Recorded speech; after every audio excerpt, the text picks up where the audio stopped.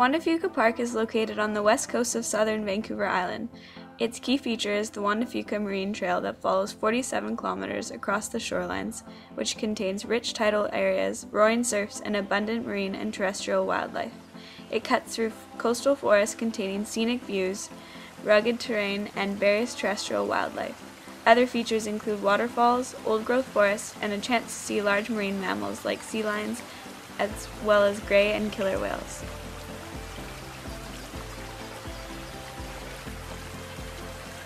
According to Parks Canada, it is designated as a wilderness hiking trail, meaning that it is protected and managed to preserve its natural conditions with minimal human impacts or habitation. In other words, hikers are guests, there to appreciate the area for its ecological, scenic, historical, and recreational values, and requires specific knowledge, skills, and equipment to meet the challenges of the area. The area is not only important economically and ecologically, but it is also important to local culture and local sense of place. Nature has the ability to inspire, facilitate inner growth, self-reflection, and ultimately reconnecting us with the land through both a sense of actual struggle and accomplishment.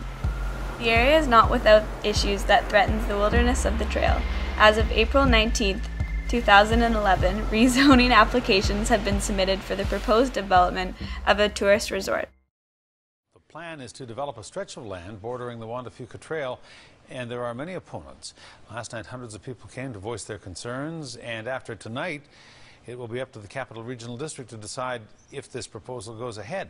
CTV's Aaron Glazier. My goodness, what would Emily Carr say about what this group of politicians is doing?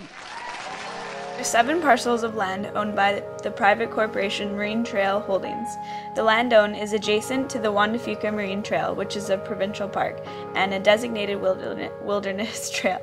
Recently, a Vancouver-based developer proposed the construction of 279 cabins along 7 kilometers within 100 meters of the trail between China and Sombrio Beach.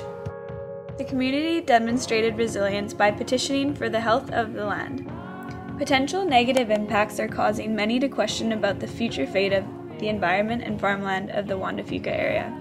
First off, there will be little emergency services in the region, urban sprawl and crime rates will inevitably increase, and issues of ecological damage, flooding, erosion, and mudslides will arise.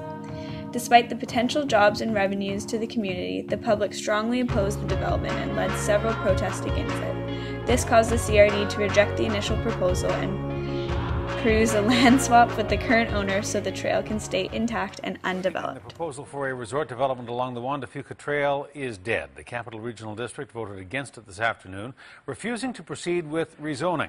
It has been a 2.5-year fight for the developer, who had wanted to build a cabin resort development on a small portion of his 230 hectares. But fierce opposition to any development in the area killed the plan.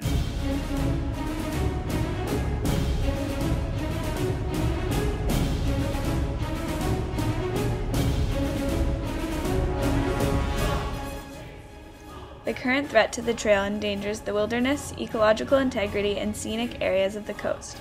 The Enbridge Northern Gateway pipeline is proposed to ship oil from the Alberta oil sands directly through the Great Bear Rainforest to a port up north in Kitimat, where BC can create new markets for oil exportation. Local groups like the Dogwood Initiative have brought this concern to the public through online networking, petitions, and through other campaigns.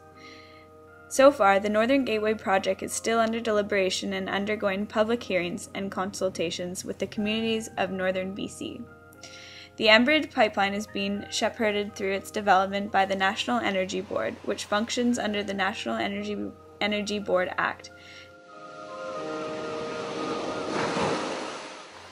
This proposal is garnering widespread media attention from NGOs, First Nation communities, and other media outlets.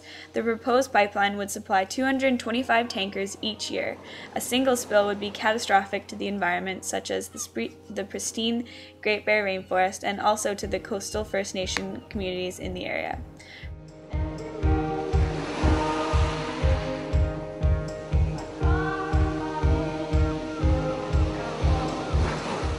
This project is extremely important because it will set a precedent for other pipelines and determine the fate of our oceans, the Great Bear Rainforest, and the health of First Nation communities. If the Canadian government goes through with this, it will prove our reliance on fossil fuels at the expense of our environment. The marine and terrestrial environment of coastal BC is an integral area to protect and conserve. There will only be future conflicts that endanger the pristine environment.